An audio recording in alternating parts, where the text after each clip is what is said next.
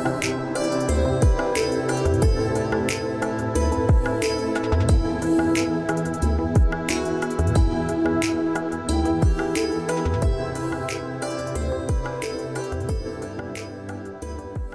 selamat siang teman-teman.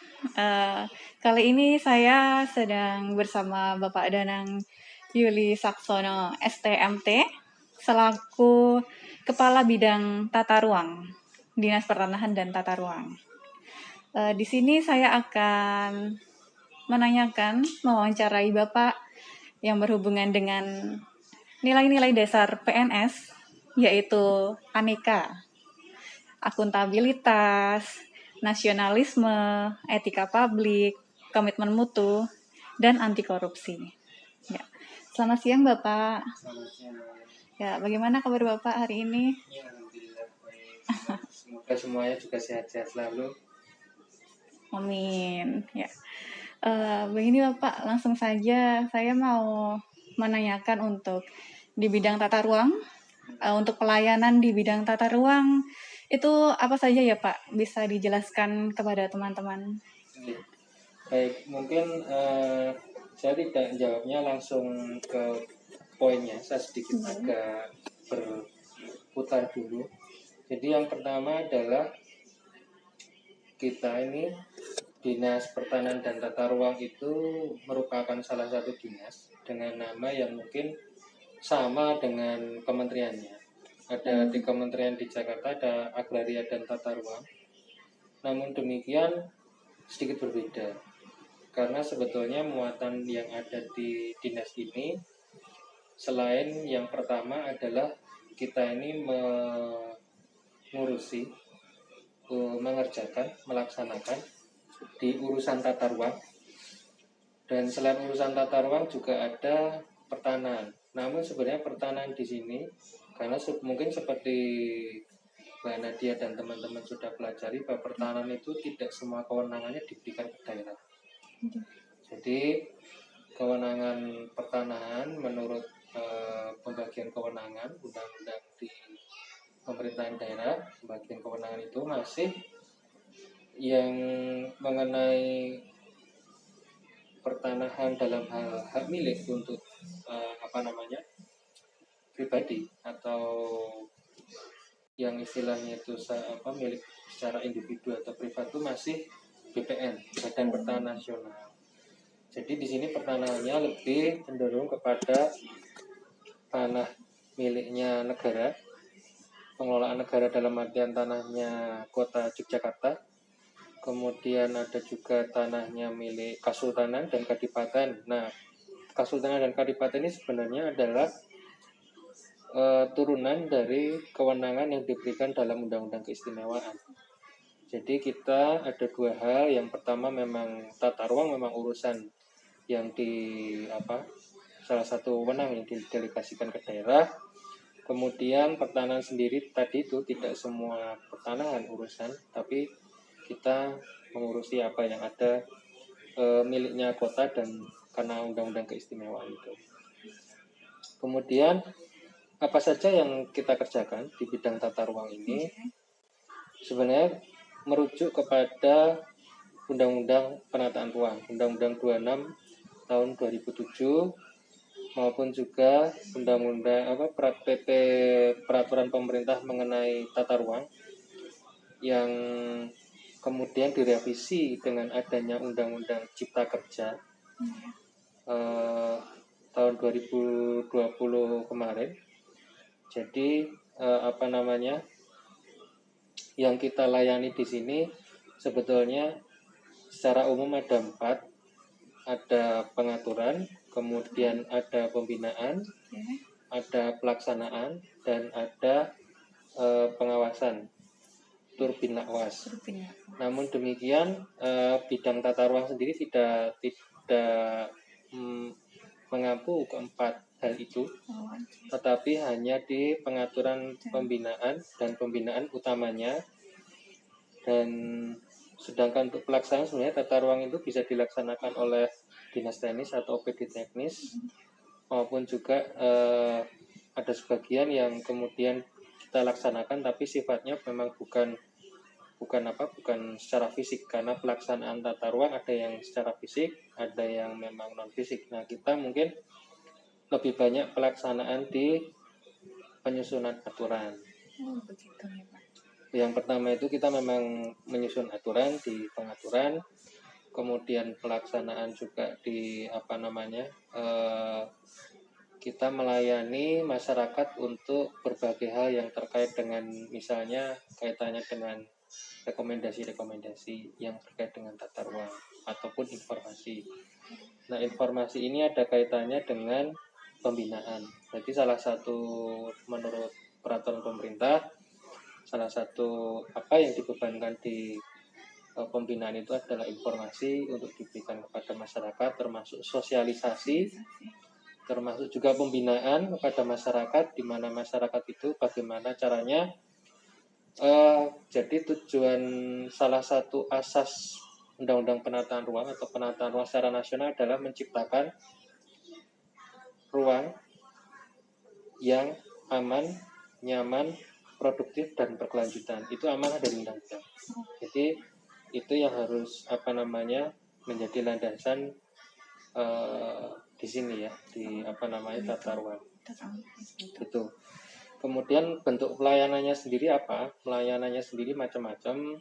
Selain tadi juga membuat aturan tata ruang, mulai dari rencana umum, rencana detail, rencana tata bangunan lingkungan, dan rencana-rencana lain yang terkait dalam bentuk perda maupun peraturan kepala daerah. Nah, kemudian layanan yang kedua itu ada kaitannya dengan bidang lain, yaitu izin. Kita menerbitkan rekomendasi. Rekomendasi yang pertama itu surat keterangan rencana kota. Ini kaitannya sebagai persyaratan UNB. Di Undang-Undang Cipta Kerja istilah ini dirubah menjadi KKPR, Kesesuaian Kegiatan Pemanfaatan Ruang. Secara prinsip kami masih menunggu petunjuk dari pemerintah untuk seperti apa perubahannya, namun kita siap untuk melaksanakannya dan semuanya sudah dilaksanakan secara online. Tapi masyarakat yang tidak ingin mengajukan SKRK bisa meminta keterangan lain dalam bentuk informasi secara manual ke dinas. Mungkin nantinya juga akan dilayani secara online, tapi sistemnya belum siap. Jadi itu. Mengapa dibutuhkan informasi tata ruang maupun SKRK? Ketika masyarakat itu akan membangun, tentunya kan harus sesuai dengan aturan. Nah, informasi ataupun SKRK inilah yang kemudian memberi informasi, memberi keterangan, memberi rekomendasi kepada masyarakat seperti apa ketika mereka akan membangun. Jadi fungsinya itu. Terus saya mau menanyakan untuk implementasi nilai-nilai dasar PNS yang aneka tadi, untuk di bidang tata ruang menikah apakah sudah maksimal dilakukan dan penerapannya itu seperti apa nih Pak Temrike? Jadi begini, mungkin kalau untuk aneka ini sebetulnya ada berbagai macam hal. Jadi secara kedinasan sendiri ini kaitannya sangat banyak sih. Ada yang bisa dilaksanakan bidang, tetapi ada juga yang tidak bisa dilaksanakan bidang sendiri. Yang pertama mengenai akuntabilitas. Akuntabilitas sendiri di sini sebagai contoh. Misalnya tadi pelayanan secara online. Secara online kan masyarakat bisa melihat ya, bisa melihat ini dia udah sampai mana, di sini berapa hari, ada kekurangan syarat tidak, ditolak atau terima berapa hari. Jadi akuntabilitas itu dicapai yang pertama dengan transparansi proses. Satu, yang kedua itu juga sudah adanya SOP yang menunjang untuk akuntabilitas untuk kinerja itu, jadi akuntabilitasnya terjaga.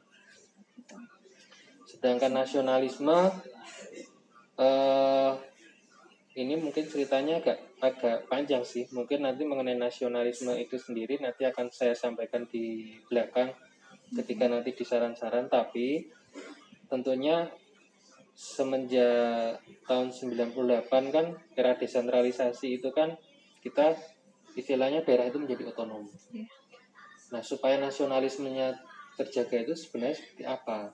Nah, nasionalisme yang ini terjaga itu tentunya yang pertama kita taat asas. Taat asas dengan dari undang-undang, jadi semua aturan itu kita ikuti. Bagaimana pemerintah, ketugasan wewenang dari masing-masing tingkatan pemerintah itu ada, dan pemerintah itu kan pusat itu melaksanakan NSPK, norma, standar, pedoman, ketentuan macam-macam pusat. Pembinaan pengawasan dilakukan pusat dan provinsi. Kita lebih banyak diimplementasi. Nah, secara vertikal tentunya kita menjadi satu kesatuan. Jadi kita tetap melaksanakan yang sudah ini ada di secara nasional itu sebenarnya normanya sama. Kemudian mungkin saya lanjut dulu, nanti mungkin setelah aneka ini nanti mungkin ambil nafas sedikit mungkin, Mbak. Nah, ini yang etika publik. Kalau etika publik itu tadi juga ada kaitannya dengan akuntabilitas. Memang ini pandemi ini agak sulit. Tapi sebelum pandemi, kita itu sudah menyediakan ada ruangan khusus untuk masyarakat. Jadi semacam front office atau front desk gitu, masyarakat bisa bertanya, bisa dilayani. Di situ setiap saat selalu ada, dalam jam kerja itu ada yang melayani masyarakat. Jadi sebetulnya sebelum pandemi itu sistem ini sebenarnya sudah berjalan. Tapi ketika pandemi ini, ketika kemudian berubah menjadi online semua, memang kami agak kesulitan. Pemerintah kota pun juga agak kesulitan karena sistemnya hanya satu arah. Kalau dua arahnya agak susah memang. Kemudian komitmen mutu. Komitmen mutu ini sebenarnya setiap saat itu ini yang mesti dilakukan dinas. Memang komitmen mutu di kita itu kan adalah kita menaati SOP, kemudian integritas dan dedikasi tentunya menjadi penting di komitmen mutu ini. Tapi bagaimana untuk mengawasi dan pelaksanaan mutu ini menjadi tanggung jawabnya dinas memang. Jadi tiap tahun kan mesti ada laporan kinerja dan macam-macam. Di situ kemudian kita lihat bagaimana mekanisme mutunya dijalankan. Kemudian yang terakhir, anti korupsi. Jadi mengenai anti korupsi ini sebenarnya mekanismenya sudah banyak. Yang pertama itu adalah sebetulnya ini perlu dipahamkan kepada teman-teman ya yang baru masuk. Yang pertama itu anti korupsi itu tidak hanya menyangkut mengenai pengadaan barang dan jasa. Selama ini kan orang pikirannya korupsi itu ada di pengadaan barang dan jasa. Pengadaan barang dan jasa sendiri itu mekanismenya sudah cukup bagus. Artinya bagaimana yang harus lelang, mana yang tidak lelang, mana yang kemudian dikerjakan secara swakelola dan sebagainya, aturannya sudah runtut. Dan kita mesti mengikuti ketentuan-ketentuan dalam pengadaan barang dan jasa itu. Sekarang semuanya sudah ketat, peraturan jelas, mekanisme jelas, metode jelas. Kemudian saya harus mendorong dari teman-teman yang baru ini segeralah cari sertifikat. Tapi saya nggak tahu ya, maksudnya kan minimal ada golongan atau boleh semuanya. Kalau bisa boleh semuanya, segera cari sertifikat PBJ. Itu sangat membantu kinerja dari instansi secara umum. Kemudian yang kedua, anti korupsi sendiri juga dari pelayanan itu. Artinya kan integritas penting ya. Integritas anti korupsi itu penting. Dan kita yang patut yang memahamkan itu adalah korupsi itu tidak hanya kaitannya dengan transaksional uang, tetapi juga bisa kita memberi peluang bagi orang lain untuk istilahnya itu bisa jadi ada yang memperkaya dari uang negara dan sebagainya, atau kita menyelewengkan kewenangan dan sebagainya, itu masuk dari korupsi. Oke ya, itu yang untuk korupsi. Jadi yang aneka tadi itu ya. Oke. Dan ini untuk saran Bapak untuk saya dan teman-teman dalam menjalankan tugas sebagai aparatur sipil itu untuk agar menjadi yang lebih baik. Itu seperti apa ya Pak, saran dari Bapak? Ya, kalau saya saran yang utama itu begini. Saya ada topi korpri nggak ya? Topi korpri nggak usah. Nanti di lambang korpri itu ada tulisannya Abdi Negara. Ya, Abdi Negara itu yang nomor satu yang perlu dipahamkan bagi teman-teman itu adalah Anda itu adalah agen negara. kenapa menjadi penting kata-kata negara itu? Kita harus memahami konteks bernegara. Bernegara itu bagaimana, artinya sebagai contoh misalnya mungkin sebelum pegawai ya, atau mungkin sekarang juga ada mungkin yang nyambi buka tempat di marketplace dan macam-macam. Itu kan udah lintas negara. Kita tuh harus berpikir dalam kerangka itu bagaimana sesuai kita kehidupan bernegara itu sesuai kita dalam pembukaan Undang-Undang Dasar 45 itu. Apa aja tujuannya? Yuk. Nah, itu yang penting di situ. Mencerdaskan kehidupan bangsa, kesejahteraan umum, keadilan sosial dan macam-macam itu. Itu yang nomor satu. Nah, dalam saran saya untuk melaksanakan bisa bernegara secara baik itu adalah yang pertama adalah pahami aturan. Aturan harus dipahami dulu, kemudian ketika aturan itu sudah dipahami, bekerjalah sesuai dengan rel yang sudah ada gitu. Nah, ketika nanti menghadapi kendala itu memang kita harus secara dua arah, kita melihat secara teori maupun aturan, kemudian nanti implementasi di lapangan itu sedapat mungkin kita mendekatkan keduanya itu supaya jangan gapnya terlalu jauh. Jadi yang pertama pahami aturan, yang kedua juga tingkatkan integritasnya, dan jangan lupa kita itu selalu dalam konteks bernegara. Kita harus memajukan negara ini. Jangan memajukan Shopee, jangan memajukan Tokopedia, jangan memajukan Microsoft, jangan memajukan Google. Yang pertama adalah negara ini. Soalnya itu yang penting, makanya memang sih mekanisme negaranya memang diperbaiki terus, tapi tujuan utamanya adalah bernegara. Dan tantangannya banyak. Tantangannya karena wajah, karena mungkin tiap-tiap periode pemerintahan kan seringkali berubah-ubah aturan. Nah, kita yang harus cepat dalam memahami aturan itu, tapi kita harus memahami filosofi aturannya dari asasnya itu. Asal-asasnya kita paham, apapun aturannya tetap kita masih bisa menyesuaikan. Yang penting itu. Ya. Dan pokoknya berhati-hati aja tadi, aneka itu tadi ya susah-susah gampang. Bukan hal yang itu. Baik, terima kasih Bapak atas kesempatan yang telah diberikan kepada saya. Semoga dapat bermanfaat untuk saya dan teman-teman semuanya. Semoga apa yang sudah sampaikan bisa diresapi dengan baik untuk teman-teman sebagai salah satu referensi lah.